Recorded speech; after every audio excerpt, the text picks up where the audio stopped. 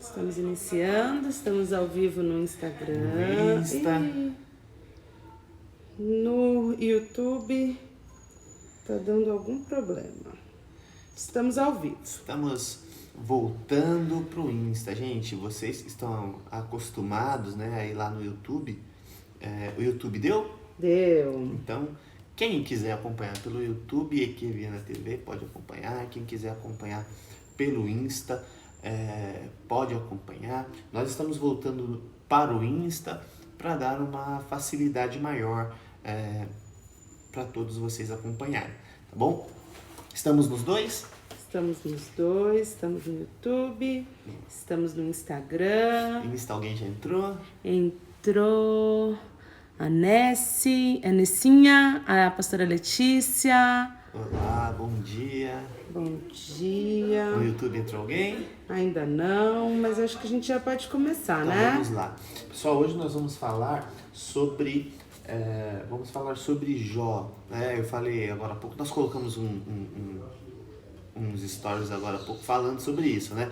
Nós fomos da criação lá em Gênesis até o exílio na Babilônia, certo? Nabucodonosor destruindo a cidade de Jerusalém, né? Nebuzaradã destruindo o templo, destruindo os muros e tal.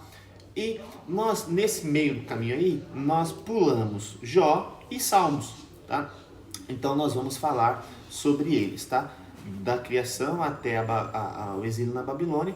E hoje, quarta-feira, nós vamos falar sobre Jó. Sexta-feira nós vamos falar sobre Salmos, tá? Na semana que vem, na quarta-feira, nós vamos falar sobre os profetas maiores, tá bom?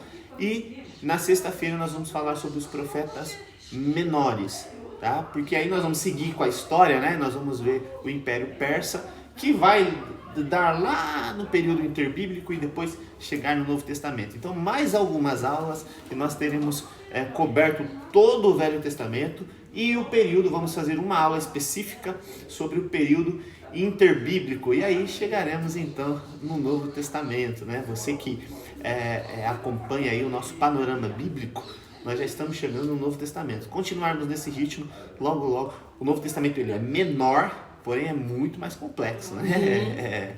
O foco do nosso estudo é mais o Novo Testamento.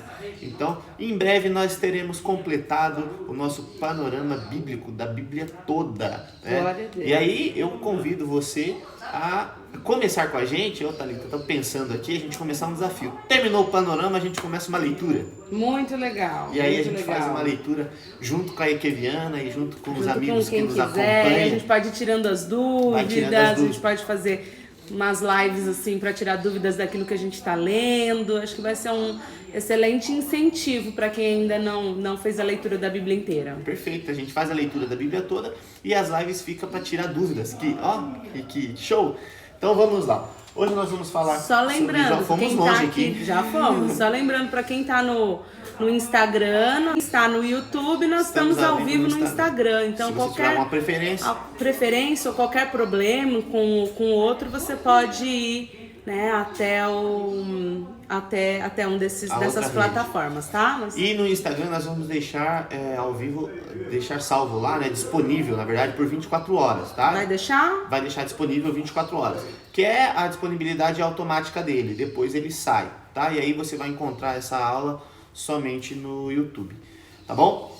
Então vamos lá, vamos começar. Gente, o livro de Jó, sobre características, sobre curiosidades, e depois nós entramos no livro propriamente dito, tá? O livro de Jó. Vamos primeiro falar do autor. O autor do livro de Jó, ele é aceito como esse cara aqui, ó, o desconhecido. Não sabemos exatamente quem é. Então esse autor, o autor do livro de Jó, não é conhecido, tá? Possivelmente possa ser, o próprio Jó, mas não há afirmações sobre isso. E alguns sugerem que seja Moisés, mas também não há evidências. Salomão, e aí Salomão eu vou colocar um X aqui, porque de todos eles é o menos provável por causa da época em que nasceu.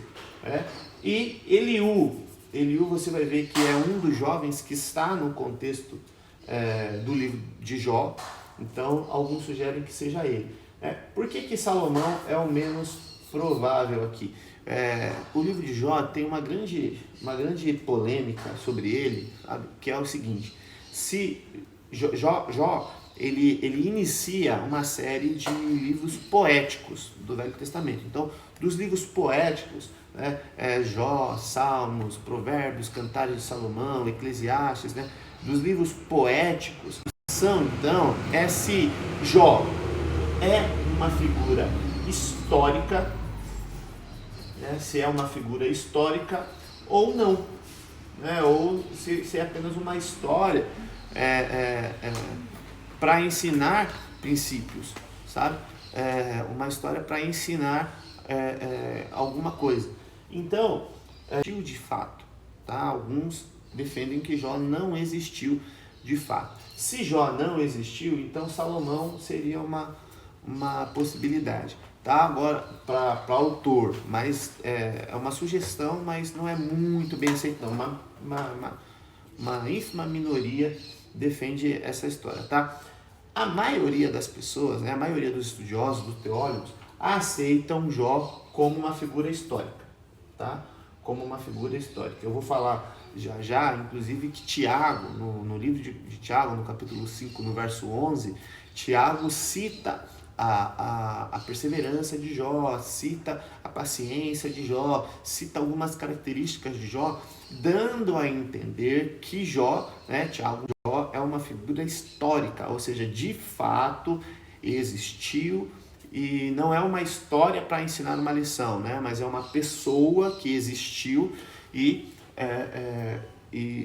se ele existiu, então você vai ter uma época, você vai ter uma localização, né? Você vai ter um contexto.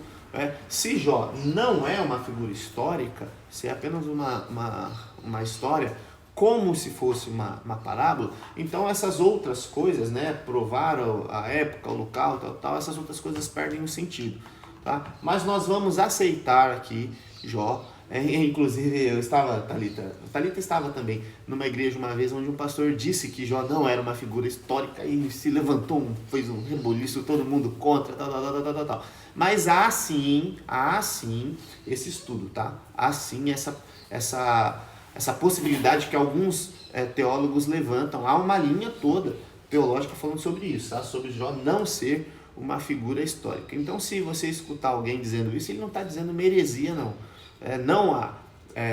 Não há prova suficiente, não há evidência suficiente para provar assim, categoricamente que Jó era uma figura histórica, apesar das evidências indicarem que é uma figura histórica, como eu também acredito, tá? Que é uma figura histórica.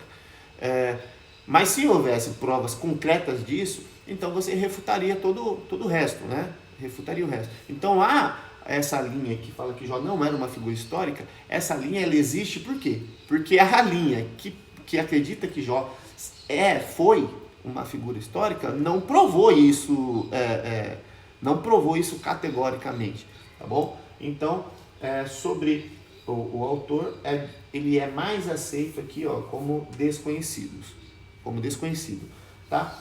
A data também como desconhecido. Qual é o problema aqui da data? O livro ele registra fatos prováveis de uma determinada época, que é da época dos patriarcas. Então, o contexto do livro ele mostra um estilo ali de vida que é compatível com a época dos patriarcas.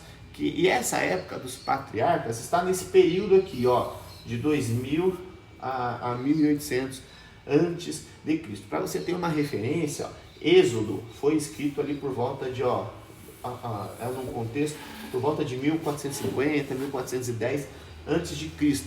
Então, se você pensar na saída do povo do Egito, 430 anos depois que o povo foi para o Egito ali, e você colocar aí mais a vida de Jacó e de Isaac até chegar em Abraão, você vai acrescentar aqui, você vai acrescentar aqui cerca de 550, 600 anos, tá bom? Ou seja, você vai chegar aqui perto, ó, em 2000, mais ou menos, antes de Cristo. Se você pegar essa data aqui, você vai pegar a data ali perto de Abraão, né? Abraão existiu perto desse período aqui. Então você vai ver Jó como vivendo ali na data entre os patriarcas, tá? Então a data é desconhecida. Agora, pelos registros dos fatos, né, o jeito que a vida de Jó é organizada, o jeito de Jó de viver, ele dá indícios, ele indica, ele aponta aproximadamente para essa época aqui, tá bom? Você aceitando Jó como uma figura histórica, você vai ser direcionado aproximadamente para essa época aqui, 2000 a 1800 anos antes de Cristo, na época ali dos patriarcas. Ok, panorama, ele mostra a terra de Uz, a terra de Uz. Aí tem um outro problema, você não tem exatamente onde é essa terra, exatamente onde é essa terra, não tem a cidade, o lugar, exatamente, porque as cidades elas foram mudando de nome, e há então um indício, um provável lugar ali perto também, e esse provável lugar você vai pegar os fatos prováveis da época, a vida dos patriarcas, a forma como vivia, e vai ver a migração das pessoas, né? As pessoas que viviam ali na região da Palestina, e as que viviam ali perto dos Ur, dos caldeus, fazendo essa migração. Então aponta, né, que é um caminho inclusive que Abraão fez com a sua família, né? Saiu de Ur dos caldeus, foi ali para Harã, e depois de Harã desceu aqui para Canaã, tá? Então você vai ver essa terra de Uz provavelmente sendo localizada a nordeste da Palestina, próxima ali à terra, a terra deserta que fica entre Damasco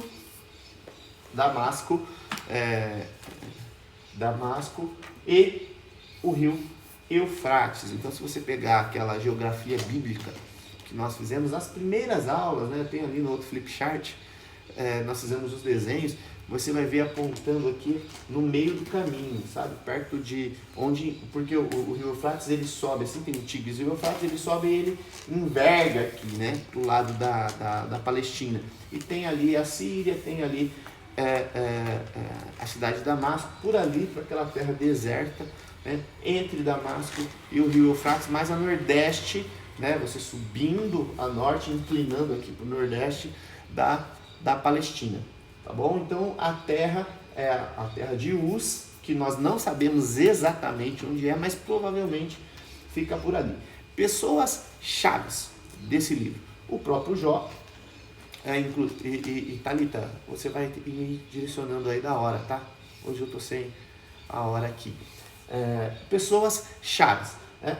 O próprio Jó, e aí os três amigos, ó. Ele faz, né, o Temanina, o Bildade, o Suíta, Zofar, o Naamita, Eliú, o Buzita. Os três amigos são Elifaz, Bildade e Zofar. Eliú é um jovem que tá vendo o jovem que é apontado aqui, ó, como um dos prováveis autores, né?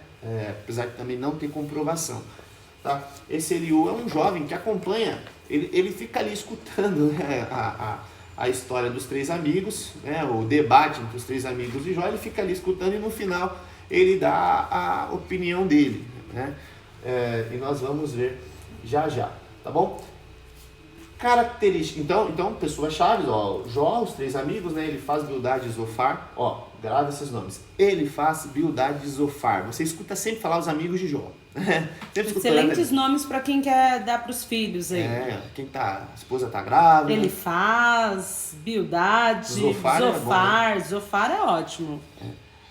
Então, você sempre escuta, né? Os nomes dos amigos. Não, você escuta os três amigos de Jó, os três amigos de Jó. Quando você escutar de novo, pergunta para a pessoa, fala, quais eram os nomes deles mesmo? E se perguntarem para você, ele faz Bildade e Zofar. Grava esses nomes aí, tá? Lembra que tinha um quarto, um jovem chamado Eliú, que estava ali acompanhando a conversa entre eles, tá bom? Características particulares. Bem, você aceitando essa data aqui, ó, do livro, então você vai praticamente aceitar que esse é o primeiro livro da Bíblia. Primeiro livro escrito da Bíblia. Nós sempre falamos, né? A Bíblia não está disposta em ordem cronológica. Lembre-se sempre disso. A pessoa vai falar, não, mas as pessoas pegam a Bíblia assim e acreditam que o jeito que a sequência que elas vão lendo está acontecendo. Mas você vai ver, eu vou dar um exemplo. Você vai ver, por exemplo, que quando você está lendo o livro de Reis, você vai encontrar Isaías, né? E aí você vai passar por Esdras, né? Só que Esdras, ele está ligado ao exílio na Pérsia, que é depois da Babilônia. Isaías é antes do exílio da Babilônia. E o próprio livro de Isaías vem depois. Então você passa por Reis e escuta a história de Isaías.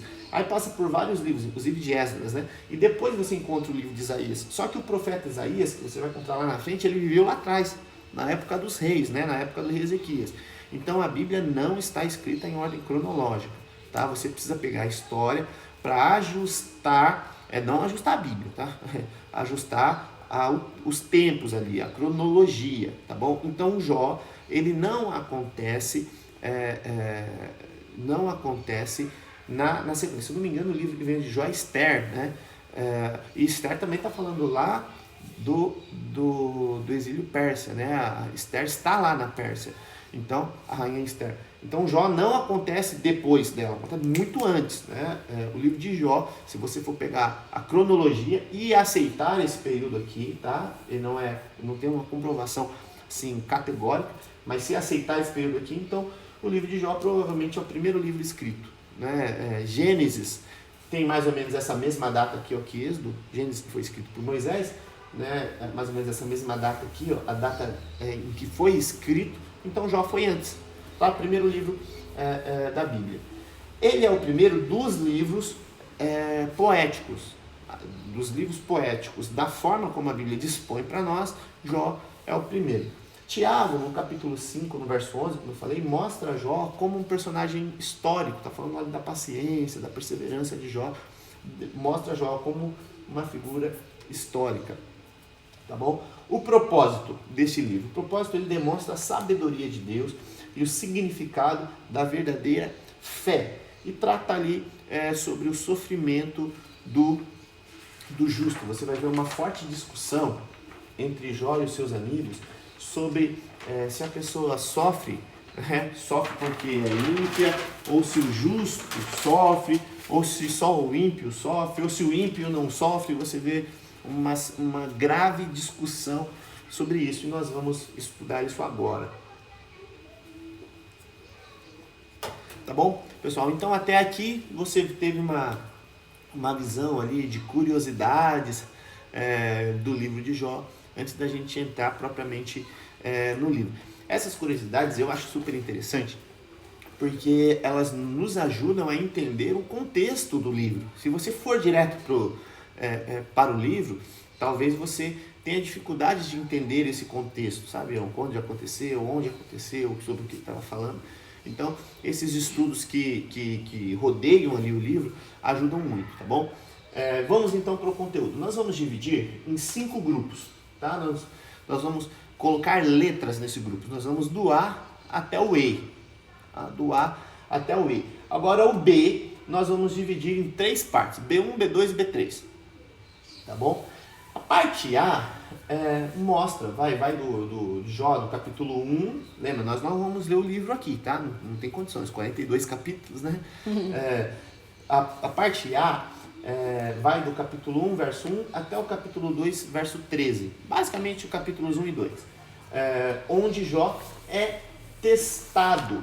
E aí, essa parte A, ela começa, né, mostrando que é o início. Se você pegar o capítulo 1, verso 1, o texto já vai falar, ó, havia um homem chamado Jó, que morava na terra de Uz, e era um homem sincero, reto, temente a Deus, e desviava-se do mal.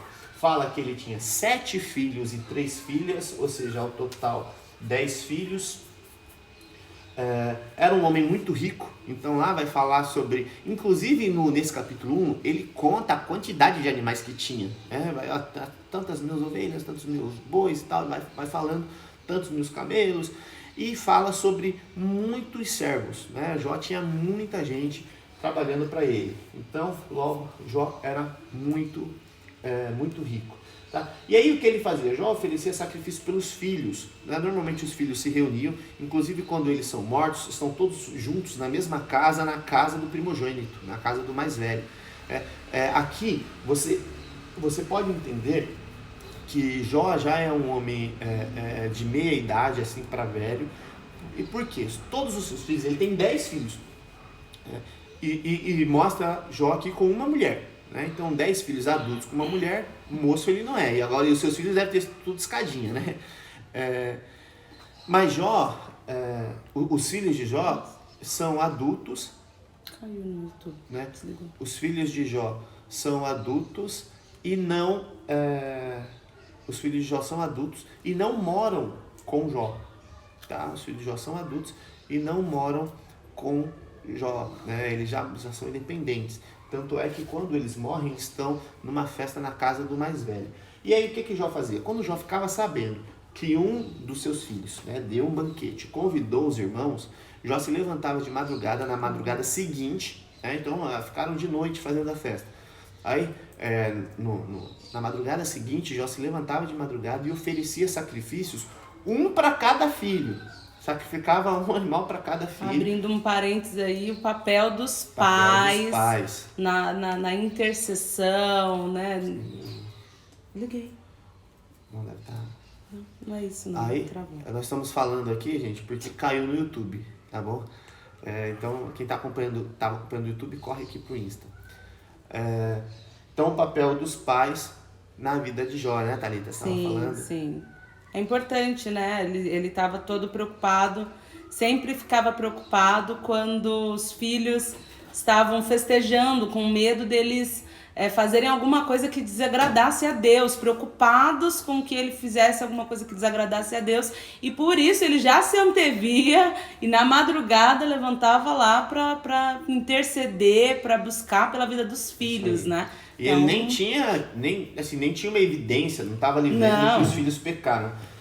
Por uma possibilidade, né? De pecarem, então deixa eu já aqui levantar um sacrifício. Então o poder, né, da intercessão dos pais pelos filhos. Isso é muito interessante. Um grande aprendizado. Fantástico. E aí, essa parte A mostra o teste de Jó. Ou seja, vai mostrar Jó perdendo as coisas. O que acontece é que a Bíblia vai falar dos filhos de Deus, provavelmente falando dos anjos ali se apresentando a Deus, e no meio deles Satanás, né? Satanás vem, se apresenta, Deus pergunta de onde ele vem, ele fala, tava rodeando a terra. O pessoal até brinca, né? Você já ouviu essa expressão? Quando as pessoas ficam trocando muito de igreja, né? O pastor pergunta, de onde você veio? Ele fala, vim de rodear a terra. Eu já escutei a piada sem graça. Também. Muitas vezes. Mas então, Satanás se apresenta ali a Deus e ele fala, e Deus exibe Jó para ele, né? E fala, você viu meu servo Jó, homem reto, fiel, e fala dessas características, sincero, reto, temente a Deus, desvia-se do mal. Aí Satanás fala, também, você dá tudo que ele quer, parece uma criança mimada, né? Como é que ele não vai, ser sincero, reto, justo, temente a Deus, se desviar do mal? Tudo que ele precisa, ele tem, você dá tudo que ele quer. Aí Deus permite, então, que Satanás toque nos bens de Jó. E aí, o que acontece? Jó perde os seus bens, tá? Ele perde em 3, você vê ali 3 notícias. Vem um servo dizendo que os povos, né? Eu esqueci o nome da tribo, mas ele cita ali o nome de uma tribo. Eu vou até dizer aqui, para você. Isso está no capítulo 1.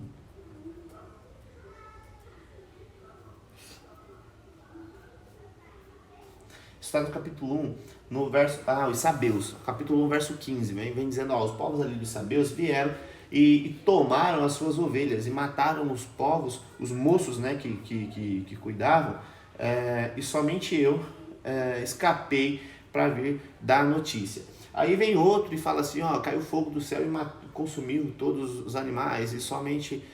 e os moços, e somente eu escapei para dar as notícias. Aí vem outros e diz assim, os caldeus, eles vieram, né, em 3 bandos e tomaram todos os camelos e mataram os seus servos todos à espada, e somente eu escapei para dar notícia. E aí vem um outro e fala do mais grave, né? Vem um outro e fala dos filhos. Então são três moços que vieram até Jó. Um estava falando, o texto aqui diz que ele nem terminou de falar, já veio outro. Nem terminou de falar, já veio outro. Então de uma vez Jó perdeu todos os animais. A riqueza de Jó basicamente era em animais e servos, tá? Animais e servos. Então ele perde todos os animais, perde a sua fortuna e perde todos os homens que trabalham para ele, tá? Só esses 4, né? 3 dando a notícia de tipos diferentes de animais. Então, o primeiro bois e jumentas, o outro ovelhas e o outro camelos. Então, bois e jumentas, ovelhas e camelos. Na verdade, 4 tipos de animais divididos em 3 grupos. O quarto moço, ele vem e fala que todos os filhos estavam reunidos na casa do primogênito. Ele estava fazendo uma festa quando de repente soprou um forte vento vindo do oriente e a casa caiu sobre eles e morreram os 10. Tá? Então Jó perde todos os seus bens e perde os seus filhos. Em seguida, aqui Jó permanece fiel. Então Jó aqui permanece fiel. E Satanás novamente se apresenta a Deus, junto ali no meio dos filhos de Deus. Satanás novamente se apresenta a Deus e Deus exibe novamente Jó, né? E fala para ele que está no capítulo 2, no verso 3, aí diz o Senhor a Satanás: observaste o meu servo Jó? Porque ninguém é na terra semelhante a ele, homem sincero e reto, temente a Deus, desviando-se do mal, e que ainda retém a sua sinceridade, havendo-me tu incitado contra ele para o consumir sem causa. Aqui, na conversa de Deus com Satanás, Deus diz assim, primeiro que Deus diz que Jó é sincero, reto, temente a Deus, desvia-se do mal. Então você vai ver os 3 amigos, né? Elifaz, Bildade e Zofar, acusando Jó de ter pecado, né? De ser ímpio. Só que o próprio Deus está dando testemunho de que ele é sincero, reto, temente a Deus e desvia-se do mal. Só aí você vê que os 3 amigos estão equivocados. E agora, no capítulo 2, no segundo diálogo de Deus com Satanás, Deus diz assim para Satanás, né? Você me incitou contra Jó sem causa. Então ele está dizendo que o motivo, que não há um motivo no que Jó fez para que Jó passe pelo sofrimento que passou. Mais à frente nós vamos fechar essa incógnita aqui, então. Vamos dar uma resposta para isso, tá? O próprio livro dá essa resposta.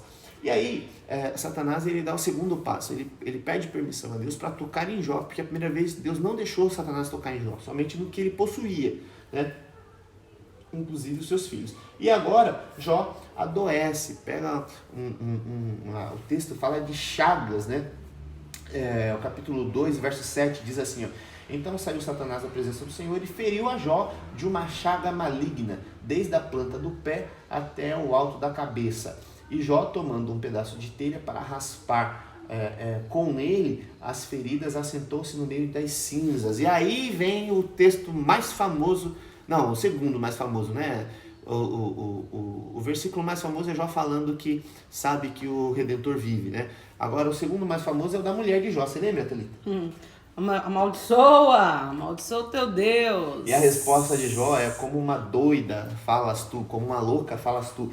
Isso está no capítulo 2, tá? No capítulo 2, verso 9, quando Jó, ele é nesse momento aqui, ele adoece, pega chagas, né? Chagas, malignas, Satanás tocou nele, ele pega um pedaço de telha, um caco de telha, se assenta no meio da cinza e começa a se coçar com a telha, tá? É nessa hora, capítulo 2, verso 9, que a mulher chega para ele e fala: você ainda retém a sua sinceridade? Amaldiçoa o seu Deus e morra. Aí Jó, no versículo 10, fala para ela: como fala qualquer doida, assim falas tu, né? Recebemos o bem de Deus e não receberíamos o mal. Em tudo isso, o texto diz: não pecou Jó com os seus lábios, né? Então, a parte A, primeira parte, Jó é testado, tá? A parte B, nós vamos dividir em 3, é a maior parte do livro, tá? A parte grande do livro vem agora. Tá? Os 3 amigos respondem a Jó. Então vai mostrar 3 fases, 3 períodos de discussão entre Jó e os seus amigos. É a maior parte. Lembra que o livro de Jó ele tem 42 capítulos. E essa parte B, as 3 etapas ali da discussão entre Jó e seus amigos, vai do capítulo 3 até o capítulo 31. Do capítulo 3 até o 31, tá bom? E nós vamos então com a primeira série de discussões. Jó, a série começa com Jó amaldiçoando o seu nascimento. Ele está lamentando ali a sua miséria. E ele traz meio que um pessimismo, né? Só pelo fato da pessoa estar viva, ela vai passar por sofrimento. Ele amaldiçoa a data em que nasceu. Eu escuto muitos erros sobre isso. As pessoas dizendo que Jó passou por todo esse sofrimento e não reclamou e não lamentou. Provavelmente essa pessoa não leu o livro de Jó. Jó reclamou sim. Inclusive, aqui no capítulo 3. Olha só, para você ter uma ideia, que Jó reclamou. Primeiro que o título é esse, né? Jó amaldiçoa o seu nascimento e lamenta a sua miséria. Olha só, capítulo 3. Depois disso, Jó abriu a boca e amaldiçoou o seu dia. E Jó, falando, disse: pereça o dia em que nasci, e a noite em que disse, foi concebido um homem. Converta-se aquele dia em trevas, e Deus, lá de cima, não tenha cuidado dele, nem resplandeça sobre ele a luz.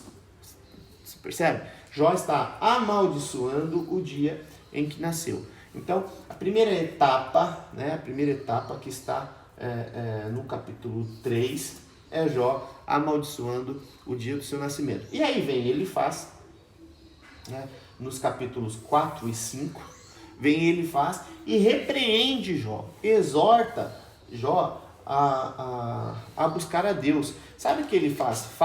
Ele está dizendo para Jó aqui: Jó, não era você que dizia que Deus sustentava os justos, né? E Deus era o seu sustento. Então agora se volte para Deus, busque a Deus, você não está buscando a Deus. E aí, nos capítulos 6 e 7, Jó se justifica disso. Ele, na verdade, ele justifica as suas queixas. Ele está dizendo que, mesmo ele sendo justo, ele está passando por aquelas adversidades. E aquelas adversidades vêm da parte de Deus, vêm da parte do Senhor. E ele não entende por que está passando por essas dificuldades. Você vê no capítulo 2, quando ele dá a resposta para a mulher, ele fala: o bem de Deus nós aceitamos, agora o mal nós não vamos aceitar. Ele está dizendo que o mal veio de Deus, e ele não sabe por quê, mas ele não está dizendo isso culpando a Deus, blasfemando contra Deus. Ele apenas está atribuindo as dificuldades que ele está passando a Deus, e ele não entende o motivo. Ele gostaria de entender o porquê disso, tá? E aí, depois que Jó justifica, nos capítulos 6, no capítulo 6, Jó justifica então as suas queixas, vem 6 e 7, capítulo 6 e 7. 4 e 5 mostra ele faz exortando Jó, repreendendo Jó por ter amaldiçoado o dia em que nasceu e exortando Jó a buscar a Deus. Vem 6 e 7, Jó justifica as suas queixas, e aí passa para o segundo amigo. Vem Bildade, no capítulo 8, refuta as palavras de Jó. Ou seja, o que Bildade faz aqui, ele refuta essa justificativa de Jó e justifica a Deus. O que é esse justifica a Deus? Ele está dizendo que de maneira nenhuma Jó é justo e Deus o está levando a sofrimentos sem motivos. Ele está dizendo que Deus jamais faria isso. Então, primeiro ele refuta as palavras de Jó, dizendo que alguma coisa Jó fez. Aí ele traz um novo argumento para sustentar o que ele tinha dito antes, que Jó está sofrendo porque pecou. E aí vem os capítulos 9 e 10. Jó confessa a justiça de Deus e pede alívio para sua miséria. Capítulos 9 e 10. Aqui Jó, ele está falando que Deus é justo, está dizendo que Deus é sábio, está dizendo que Deus sabe o que faz. Você vê o começo do capítulo 9, Jó falando sobre isso, e ele vai entrando no capítulo 10 falando sobre as dores da sua alma, né? Ele fala assim que a alma tem tédio da sua vida, e ele está dizendo que ele vai dar um caminho livre para a sua queixa, porque ele está sofrendo, ele precisa de alívio, né? Então Jó, aqui ele diz que Deus é justo e ele pede alívio para o seu sofrimento, tá? Capítulos 9 e 10. E aí vem o terceiro amigo, ó, Zofar, ele de novo repreende a Jó, ele mostra, né, no jeito dele de entender a sabedoria de Deus e exorta a Jó ao arrependimento. Isso está no capítulo 11. Ou seja, nesse capítulo 11, Zofar, que é o terceiro. Então, você vê, primeiro Jó lamentou o dia que os seus amigos chegaram, foram lá consolar Jó, né? E Jó se lamenta do dia em que nasceu. Ele fala, ó, eu vim para esse mundo de sofrimento aqui, eu não queria ter nascido, não. Aí ele dá uma bronca nele, fala, você está sofrendo porque você pecou. Aí Jó defende a sua queixa, fala, poxa, eu estou sofrendo, não posso reclamar, eu não estou culpando a Deus no sentido de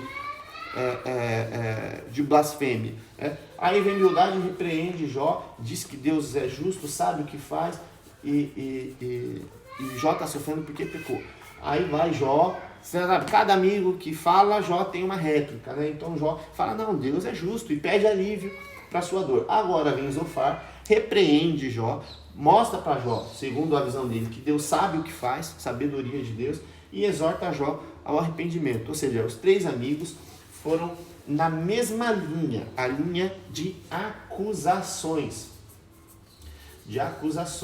Tá? Então os três amigos de Jó acusam a Jó de estar vivendo numa vida ímpia. Ou seja, o que eles estão dizendo? Jó, você tem alguma coisa aí na sua vida que você não quer dizer, Jó. É melhor você confessar, você está pecando. Né? Mas nós vimos o início, é que eles não viram, né? Nós vimos o início do texto, o próprio Deus dando testemunho da retidão, da sinceridade, né, de Jó para Satanás. E depois, no capítulo 2, nós vemos Deus conversando com Satanás e dizendo assim, né, ó, sem motivo, sem causa, né, sem causa, assim, causa no que diz respeito sem uma causa de pecado que justificasse aquele sofrimento. Então Deus está dizendo para Satanás que não é por isso, não é porque Jó pecou que ele está sofrendo. Só que os amigos de Jó, eles vão nessa linha. E aí, Jó tem uma terceira réplica aqui, a réplica dele agora a Zofar. Então ele se defende das acusações. Nos capítulos 12 e 13, Jó se defende das acusações dos seus amigos. Ele está dizendo para os seus amigos que ele não está levando uma vida sistematicamente no pecado. Ele tem uma vida reta, ele tem uma vida sincera, uma vida justa. E aí ele confia em Deus, ele diz no capítulo 13, né? Aqui quando eu falei 12, 13, é o capítulo que ele se defende das acusações dos amigos, é o capítulo 12 e um pedaço do 13. Na segunda metade do capítulo 13, Jó diz então que confia em Deus e ele expressa todo o livro de Jó, gente, ele é dito numa linguagem poética, tá? Então você vai ver que é uma linguagem poética. Eu já li alguns pedacinhos para você, você vai ver que metade dele, você vai ver que é sempre falando uma linguagem figurada. Olha só que interessante, eu vou ler aqui um verso para você. Essa segunda parte do capítulo 13, onde Jó diz que confia em Deus e deseja conhecer, então, os seus pecados. Ele está dizendo, se eu errei, onde é que eu errei? Mas olha só a forma como ele diz isso. Olha, o 13... A segunda metade começa no verso 14.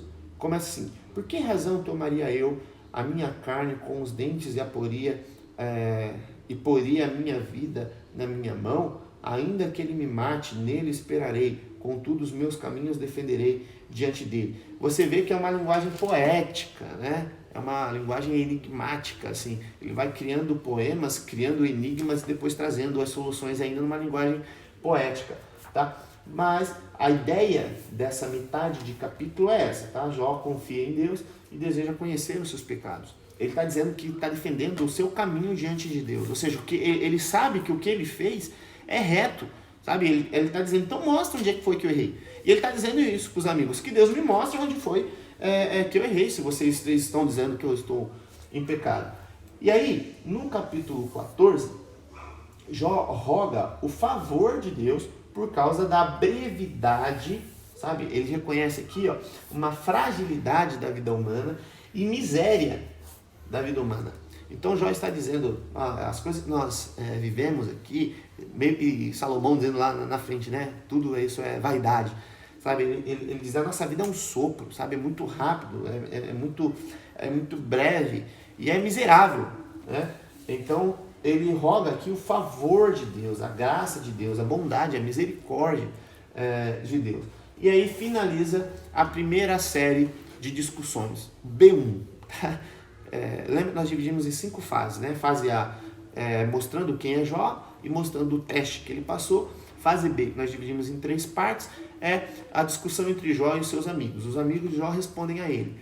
E a primeira parte foi aí, com cada um. Jó começou o diálogo, amaldiçoando o dia em que nasceu, e cada um, então, repreendendo Jó e trazendo uma acusação. Aí Jó se defende, aí outro vem, repreende Jó e traz uma acusação.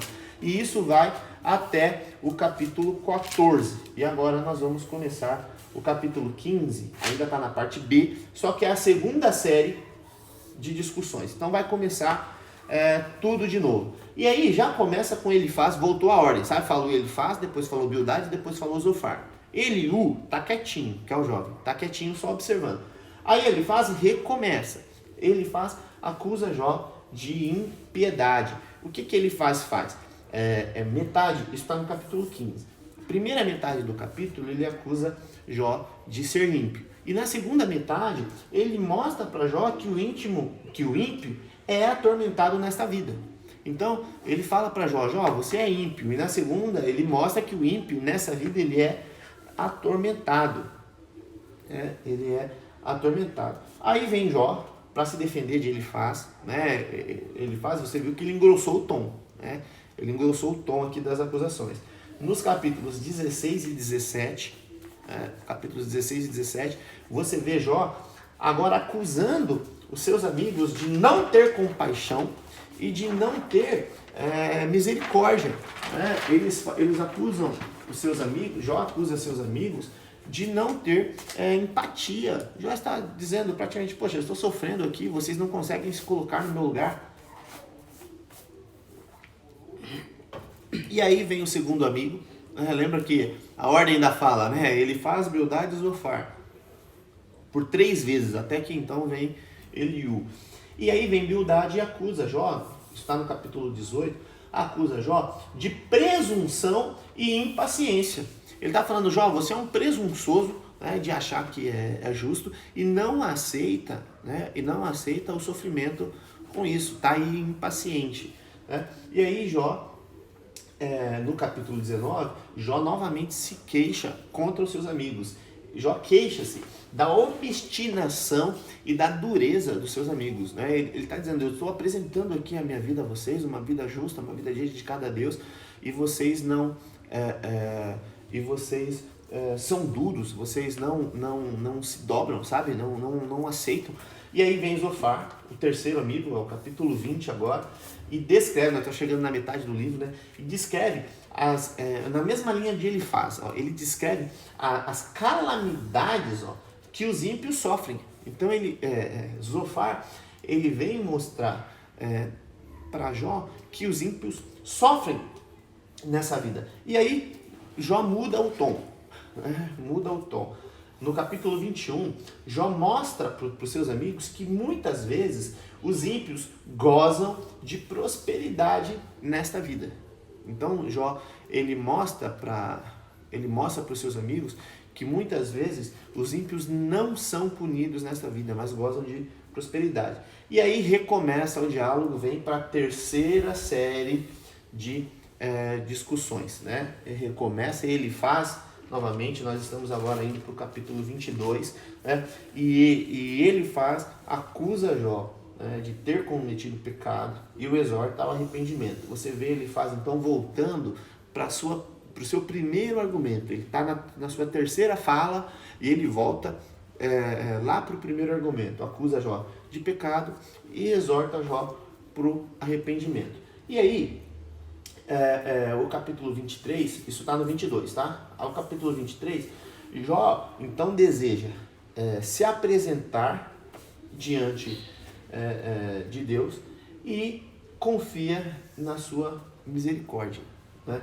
E aí, no capítulo 24, Jó, ele indo na mesma linha do que ele falou aqui no 21, ó, ele repete esse argumento. No 24, ele repete o argumento que ele usou no 21 e ele contesta, só que agora ele está meio que reclamando disso, né? Ele está falando para Deus que ele contesta, ele não acha justo que os ímpios não paguem por sua impiedade ainda nessa vida. Então ele diz assim, ele contesta que os ímpios muitas vezes fiquem sem castigo nesta vida, tá? Nós estamos no capítulo 24, a terceira série de discussões entre Jó e os seus amigos. E aí, Bildade sustenta que o homem não pode, sem presunção, porque você lembra que Zofar chamou Jó de presunçoso, né, no final do segundo diálogo. E o Bildade, ele sustenta, né, a ideia que Zofar levantou, que o homem não pode, sem presunção, justificar-se diante de Deus, né? Então ele diz aqui que o fato de Jó se dizer justo diante de Deus, na verdade é presunção de Jó. E aí, gente, essa terceira fase do diálogo, Zofar não fala. Zofar só falou as duas primeiras. Então aqui somente ele faz Bildade. A primeira série de discussões falou Jó, Zofar ele faz, repreendeu, Jó se justificou, Bildade repreendeu, Jó se justificou, Zofar repreendeu e Jó se justificou. A segunda, a mesma coisa. Nessa terceira fase, não. Ele volta ao primeiro argumento, acusando Jó de pecado e falando para Jó se arrepender. Jó se defende, a Bildade sustenta o argumento de Zofar da segunda série de discussões, dizendo que Jó é presunçoso e impaciente. Agora, a Bildade está dizendo que o homem ele não pode se justificar diante de Deus sem que seja presunção, da parte dele. Nós estamos rindo aqui porque a pastora Graça quase caiu aqui da cadeira e fez um barulhinho. Então, esse argumento de Bildade no capítulo 21. Aí, o capítulo 26, no capítulo 25, né? No capítulo 26, Jó repreende a Bildade, refuta o argumento de Bildade e exalta o poder de Deus. Então tem uma série de 3 falas de Jó. Nos capítulos 27 e 28, Jó sustenta que ele é íntegro e sincero. Então Jó sustenta a sua integridade e a sua sinceridade. E aí Jó passa 3 capítulos, os capítulos 29, 30 e 31,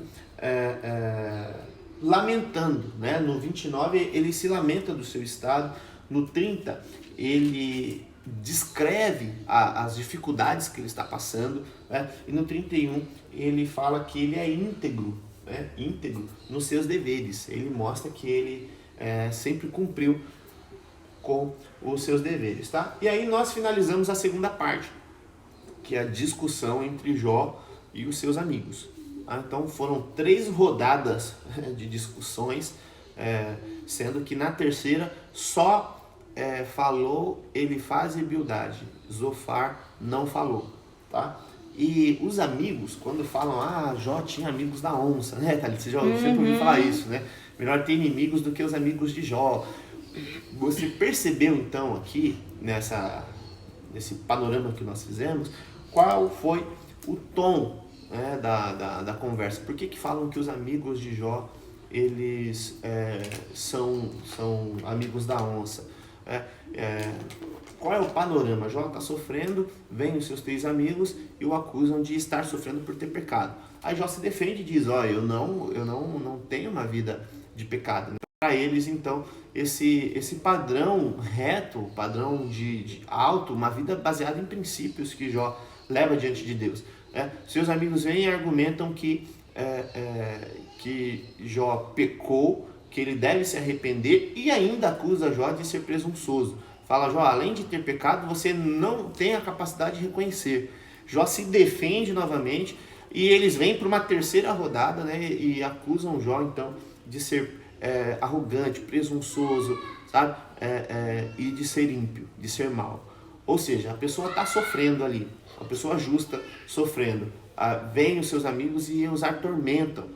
E Jó, ele repreende os amigos por causa disso. Ele diz, você viu aqui no segundo momento, que ele diz que os seus amigos não têm compaixão, não têm misericórdia, sabe? Veem o seu sofrimento e querem encontrar um motivo, sem saber qual imputar um motivo, e que esse motivo é algo que não existe, que é uma vida ímpia por parte de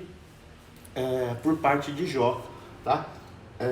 Então esse foi o tom da conversa entre os 3. Na parte do 32 até o capítulo 37, o jovem Eliú, o mais jovem ali da conversa, ele tinha por obrigação ouvir os 4 falando. E ele de fato ficou quieto e ouviu ali 31 capítulos de conversa, de diálogo, na verdade 28, né? Que começa ali no capítulo 3, 29 capítulos de conversa, de diálogos. E aí ele diz agora então que chegou a vez dele de falar. E ele repreende os 3 amigos, ele começa isso no capítulo 32, repreendendo a Jó e repreendendo os 3 amigos. Ele fala que Jó está errado, que Jó de fato é ímpio, e que os 3 amigos perderam a capacidade de argumentar contra Jó. Ou seja, eles perderam, acabou os argumentos deles e eles não têm como mostrar para Jó que Jó está errado. Está no capítulo 32. No capítulo 36... O famoso sermão do jovem para o velho, né? Exatamente. Ele dá uma lição de moral. Ele dá uma lição de moral. Uma lição de moral. E aí, no capítulo 33, ele acusa Jó de se opor a Deus e de entender mal os caminhos de Deus. Então, ele está dizendo para Jó que Jó está cometendo um erro de interpretação. E por conta disso, Jó está recusando-se em aceitar o sofrimento que Deus está impondo sobre ele. Nos capítulos 34 e 35, ele acusa Jó de falar injustamente sobre Deus. Então, o que Jó está dizendo aqui? Jó não reclamou, ele disse, ele reclamou sim, ele não blasfemou, mas ele disse na sua reclamação, no seu lamento, ele disse que ele estava vivendo uma vida íntegra e que Deus trouxe sofrimento até ele. Só que quando ele falou com a sua mulher, ele falou, Deus primeiro trouxe o bem, eu aceitei, agora Deus está trazendo o mal, eu não vou aceitar? Ele falou, tenho que aceitar. Vem Eliú nos capítulos 34 e 35 e acusa Jó de falar injustamente sobre Deus. Nos capítulos 36 e 37, Eliú justifica a Deus. Então você vê que em momento nenhum Jó está atacando a Deus. E os seus 3 amigos já tinham feito isso, sabe? De defender a bandeira de Deus, como se houvesse da parte de Jó um ataque, eles estão defendendo, justificando o que Deus está fazendo. E vem Eliú e faz a mesma coisa, justifica a Deus e diz a Jó que o seu pecado estorva a bênção dele, ou seja, o fato de Jó ter pecado fez com que a bênção de Deus fosse retirada. Então Eliú está dizendo basicamente o seguinte, Jó, você estava vivendo uma vida íntegra, Deus estava te abençoando, você pecou, Deus tirou a bênção. Ou seja, você vai ver que então, esses capítulos aqui são 6 capítulos, em que 6 capítulos em que Eliú tem a oportunidade de falar, você vai ver que o discurso dele vai na linha do mesmo discurso dos 3 amigos de Jó, dizendo a Jó que ele pecou e que Deus retirou a sua bênção pelo pecado de Jó e que agora Jó não está entendendo os caminhos de Deus, tá bom? Então, gente, nós falamos aqui já da parte A, né, que foi Jó sendo testado. Falamos da parte B, que foram as 3 fases de discussões com Jó e seus amigos, tá? Nós falamos da parte C, sobre a manifestação de Eliú. E agora nós vamos falar da penúltima parte, a parte D. Nós temos 4 minutinhos para falar, porque a nossa live aqui já vai acabar. Tá? A parte D é Deus respondendo a Jó. Isso está nos capítulos do 38 ao 41. Deus responde a Jó e mostra-lhe a sua grandeza e sabedoria. É aqui que Deus começa a perguntar para Jó: onde é que você estava quando eu fiz o mundo? Então Deus mostra para Jó que o motivo, na verdade, era a sua soberania, né? Deus estava apresentando para Jó algo que Jó ainda não conhecia. O sofrimento de Jó não era por causa do pecado. O sofrimento de Jó era para que Jó aprendesse algo sobre Deus que Jó ainda não sabia. E no sofrimento Jó aprendeu, tá? A última fase, a fase E, então, do livro de Jó, a 5ª fase, é quando Jó é restaurado. Isso está no capítulo 42. É o capítulo 42 inteiro, 17 versículos, tá? Começa com Jó se humilhando diante de Deus, reconhecendo a glória de Deus, dando glória a Deus. E ele diz aqui, né, que conhecia Deus é um texto famoso, de ouvir falar e agora conhece de com ele andar. E aí Deus se dirige aos amigos de Jó, repreende os amigos e fala que Jó é profeta. Então Jó deve interceder pelos amigos para que Deus não os destrua. Jó ora por eles. E aí, gente, quando Jó, é lindo isso, quando Jó está no momento em que Jó está orando pelos seus amigos, neste momento Deus confere a Jó o dobro da prosperidade que tinha. Então, imediatamente Jó foi restituído de tudo o que tinha. É lógico que só os filhos que não foi imediatamente, né? Ele tinha 10, não deu para ter 20 assim, de uma hora para outra. Mas de todos os bens, Jó foi curado fisicamente e os seus bens todos retornaram um dobro, e Jó teve a sua família novamente fortalecida e passou por uma grande experiência. E ele termina, como estamos com o tempo aí, Thalita, acompanha para a gente ficar certinho. E ele termina o texto dizendo isso, dando glória a Deus e dizendo que com o sofrimento ele pôde conhecer a Deus. Então você vê que os 3 amigos e o jovem Eliú estavam atribuindo pecado ao fato de Jó passar por sofrimento. E na verdade Deus trouxe, através do sofrimento, ele trouxe uma consciência da sua soberania, das suas escolhas no caminho, né? E trouxe uma forma de apresentar-se a Jó. Então Jó conhece a Deus através do sofrimento, aprende com o sofrimento e depois tem uma vida abençoada. Tá bom?